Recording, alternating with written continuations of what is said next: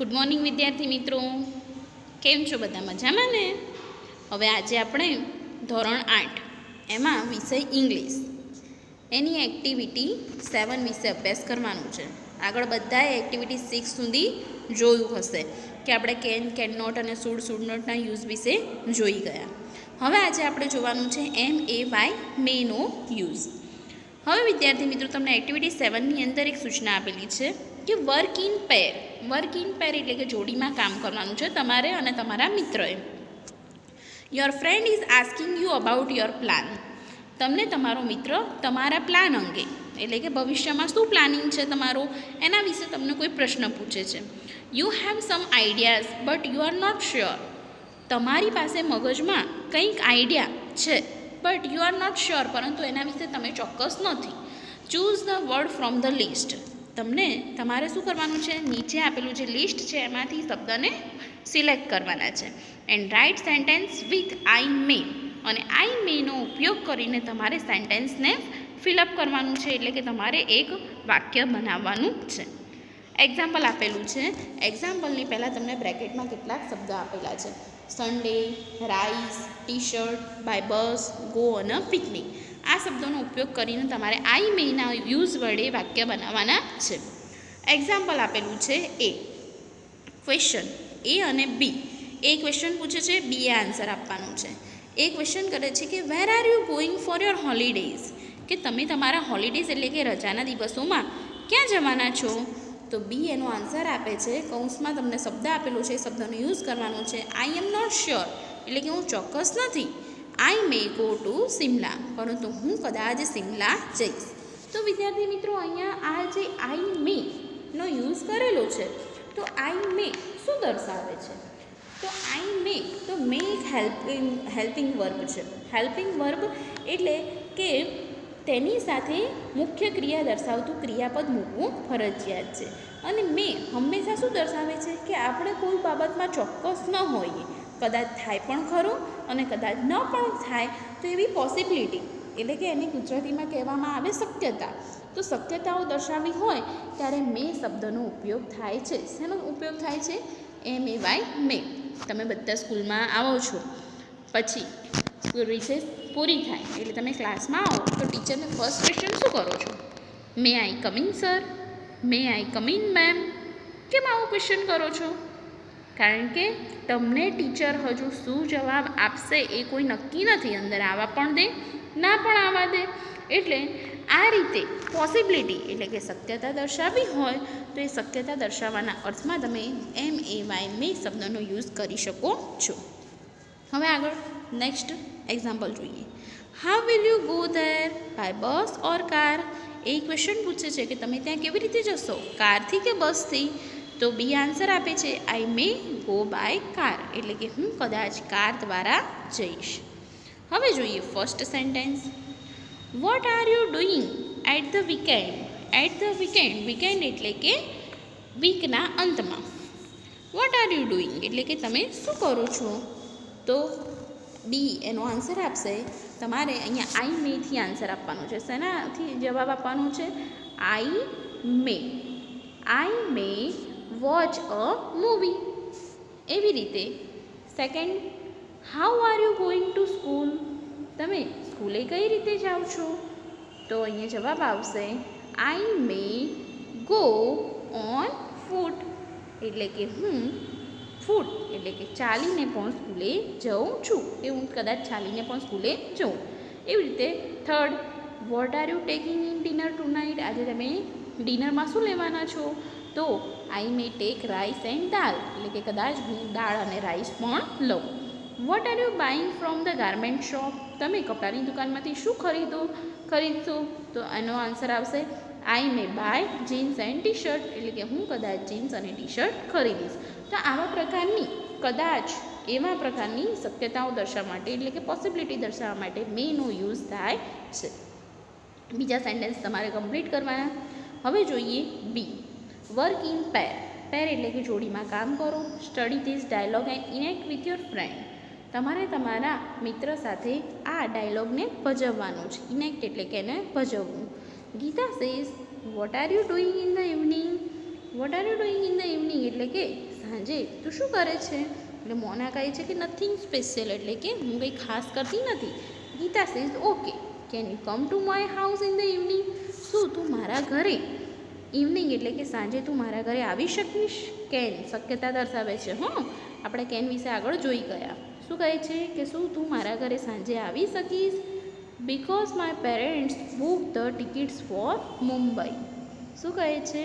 Because એટલે કે કારણ કે મારા પેરેન્ટ્સે, મારા માતા પિતાએ મુંબઈ માટેની ટિકિટ બુક કરાવી છે. They might leave tonight, અને તે ટુ નાઇટ એટલે કે આજે રાત્રે કદાચ ઘરેથી નીકળી જશે. આઈ માઇટ હેવ ગુડ કંપની, અને મારે સારી કંપની જોઈશે. મોના સેઝ સર્ટનલી આઈ વિલ કમ, અને મોના શું કહે છે? સર્ટેનલી એટલે કે ચોક્કસ, કદાચ ચોક્કસ હું આવીશ. આઈ વિલ કમ એટલે કે હું આવીશ. હવે નીચે આપેલા ડાયલોગ તમારે આવી રીતે કમ્પ્લીટ કરવાના છે. Now complete this dialogue. Rahul says the sky is very cloudy. હવે શું કહે છે રાહુલ? કે સ્કાય એટલે કે આકાશ ખૂબ જ વાદળાઓવાળું છે, વાદળછાયું છે. તો એનો મતલબ શું થશે? કે કદાચ વરસાદ આવશે. તો કદાચ માટે કયો શબ્દ વપરાશે? It might rain today. Second, Bunty says my homework is incomplete. Bunty શું કહે છે? મારું હોમવર્ક અધૂરું છે. તો મોન્ટી શું કહે છે? The class teacher might પનિશ you tomorrow, એટલે તો તને ક્લાસ ટીચર કાલે પનિશ કરશે જ. Ketan says my name is there in the merit list, એટલે કે મેરિટ લિસ્ટમાં મારું નામ છે. તો મીના શું કહે છે? એડમિશન શબ્દનો યુઝ કરવાનો છે. તો યુ માઇટ ગેટ એડમિશન, તો તને એડમિશન મળી જ જશે. તેજસ સેઝ ઇન્ડિયા નીડ્સ ખાલી જગ્યા રન્સ, તો India need 20 runs to win. Amit says we might win the match, તો આપણે મેચ જીતી જઈશું. પાપા સેઝ, હવે અહીંયા શબ્દ આપેલું છે સ્ટ્રાઇક. સ્ટ્રાઇકનું મિનિંગ થાય હડતાલ. પપ્પા એવું કહે છે the autos are on strike, the buses are on strike. કે સ્ટ્રાઇક એટલે કે હડતાલ ઉપર આજે રિક્ષાઓ છે, આજે બસો છે. તો એનો મતલબ શું થયો? અહીંયા બસ આપેલું છે, તો આપણે અહીંયા શબ્દ આવશે the buses are on strike. અથવા ઓટોઝ આર ઓન સ્ટ્રાઇક એટલે કે રિક્ષાઓ હડતાલ ઉપર છે. તો we might not get the bus today, તો આપણે આજે બસ મેળવી શકીશું નહીં. તો અહીંયા બસ નહીં મેળવી શકીએ, એના માટે અહીંયા તમારે શું લખવાનું? બસ જ લખવાનું, કે બસ હડતાલ ઉપર છે તો આજે આપણે બસ મેળવી શકીશું નહીં. તો આ રીતે તમારે આ ડાયલોગને ફિનિશ કરવાના છે. હવે જોઈએ activity 8. Read the following sentence and make the changes according to the situation. Situation એટલે કે જેવી પરિસ્થિતિ પ્રમાણે તમારે શું કરવાના છે? એ વાક્યમાં ફેરફાર કરવાનો છે. જુઓ કઈ રીતે ફેરફાર કરવાનો છે, એક્ઝામ્પલની અંદર આપેલું છે. ધ એક્ઝામ વિલ સ્ટાર્ટ, શું આપેલું છે? The exam will start at 11 AM. સવારે 11 વાગે પરીક્ષા સ્ટાર્ટ એટલે કે શરૂ થઈ જશે. Reach the school before 10:45 AM, એટલે કે તમારે 11:45 પહેલાં સ્કૂલે પહોંચવાનું છે. 11 વાગે એક્ઝામ ચાલુ થાય તો તમારે 11:45 સ્કૂલે પહોંચવાનું છે. You must reach the school before 10:45 AM. તો તમારે સેન્ટેન્સ કઈ રીતે લખવું પડે? કે યુ મસ્ટ રીચ એટલે કે 11:45 પહેલાં શાળાએ પહોંચી જ જવું જોઈએ. મસ્ટ રીચ, મસ્ટ શબ્દનો ઉપયોગ ક્યારે થાય? કે જ્યારે આપણે કોઈની સાથે પરાણે કોઈ કાર્ય કરાવતા હોઈએ ત્યારે મસ્ટ નો યુઝ થાય છે. જો second sentence, the Gujarat express arrive 7 PM, it is 6:50 PM. હવે જે ગુજરાત એક્સપ્રેસ છે એ સાંજે 7 વાગે આવે છે અને અત્યારે 6:50 થઈ ગઈ છે. તો તમારે સામેવાળી વ્યક્તિને શું કહેવું પડે? કે તમારે ટ્રેન પકડવા માટે ઝડપથી ચાલવું જ જોઈએ, કારણ કે કેટલા મિનિટની વાર છે? 10 જ મિનિટની વાર છે. તો એના માટે you must walk fast to catch the train. આ રીતે મસ્ટનો ઉપયોગ કરીને તમારે પરિસ્થિતિ પ્રમાણે સેન્ટેન્સ બનાવવાના છે. ફર્સ્ટ સેન્ટેન્સ જોઈએ. I lost the key of my house. મારા ઘરની ચાવી ખોવાઈ ગઈ છે. I don't have another key. મારી પાસે બીજી ચાવી નથી. તો શું કરવું પડશે? તાળું તોડવું પડશે ને. તો યુ મસ્ટ બ્રેક ધ લોક. આવી રીતે સેન્ટેન્સ બનાવી શકાય. સેકન્ડ સેન્ટેન્સ જોઈએ. Today is the last date four paying the electricity bill. આજે લાઇટ બિલ ભરવાની છેલ્લી તારીખ છે. તો શું કરશો? આજે જ ભરી દેવું પડે ને. તો એનો તમારે ઇંગ્લિશમાં વાક્ય બનાવવાનું છે કે you must pay the electricity bill today, કે આજે જ તમારે ઇલેક્ટ્રિસિટી બિલ ભરી દેવું જોઈએ. Third sentence, you are sick and it is raining, તમે બીમાર છો અને વરસાદ ચાલુ છે. ડોન્ટ ગો આઉટસાઇડ, બહાર જશો નહીં. તો તમારે સામેવાળાને શું કહેવું જોઈએ? You must not go outside, બીમાર હોય તો તારે બહાર જવું જ ના જોઈએ. આપણે જબરજસ્તી એ વ્યક્તિ સાથે કામ કરાવીએ છીએ કે you must not go outside, એટલે કે તમારે બહાર જવું જ ના જોઈએ. Fourth sentence, you are weak in maths, તમે ગણિતમાં વીક છો, નબળા છો. Tomorrow you have maths exam, આવતીકાલે તમારે મેથ્સની એક્ઝામ છે. યુ આર વોચિંગ ટીવી, અને તમે શું કરો છો? ટીવી જુઓ છો. તો તમને કોઈ શું કહેશે કે તમારે ટીવી જોવું જોઈએ જ નહીં. કેમ? કારણ કે કાલે ગણિતની એક્ઝામ છે ને ગણિતમાં તમે નબળા છો. તો એના માટે કયું સેન્ટેન્સ આવશે? You must not watch TV. તો કોઈ પણ પરિસ્થિતિ છે, સિચ્યુએશન છે, એ સિચ્યુએશન સામેવાળી વ્યક્તિ જોડે કરાવવા માટે, એના ઉપર ભાર મૂકવા માટે MUST મસ્ટનો ઉપયોગ થાય છે. તો બીજા સેન્ટેન્સ વિદ્યાર્થી મિત્રો તમારે જાતે લખવાના છે. અને હવે આપણે જોઈશું એક્ટિવિટી 9. એક્ટિવિટી 9માં તમને અહીંયા આપેલું છે કે તમારા ગામ, શહેર કે વિસ્તારમાં પૂર આવવાથી નુકસાન થયું છે. સરકાર દ્વારા આર્થિક સહાય તથા અન્ય સગવડો પૂરી પાડવામાં આવશે.